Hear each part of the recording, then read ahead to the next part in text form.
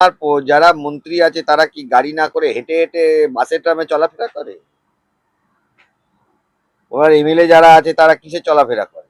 এক একটা গাড়ি, কাউন্সিলরের গাড়ি দেখুন না, যা পাচ্ছি দিচ্ছি মানে ছিনিয়ে নিতে হবে। অধিকার পাওয়া যায় না, অধিকার ছিনিয়ে নিতে হয়। ভাইপো কি গাড়িগুলোতে চলাফেরা করে, আর তা ওদেরকে দিচ্ছি যা কর্মচারীদের ক্ষেত্রে যা পাচ্ছি তাই দিচ্ছি। অধিকার পাওয়া যায় না, অধিকার ছিনিয়ে নিতে হয়। অধিকারই তো লিগালি এনফোর্সেবল রাইট এস্টাবলিশ হয়ে গেছে। সুপ্রিম কোর্ট প্রশ্ন করেছে যে এটা ফান্ডামেন্টাল রাইট কি ফান্ডামেন্টাল রাইট না, এই নিয়ে আর্গুমেন্ট হবে। হাইকোর্টে declared it is fundamental right, DA is a fundamental right. Supreme কোর্টে এটা প্রশ্ন, মানে প্রশ্নটা উঠেছে যেটা ফান্ডামেন্টাল রাইট, এটা নিয়ে আর্গুমেন্ট হবে।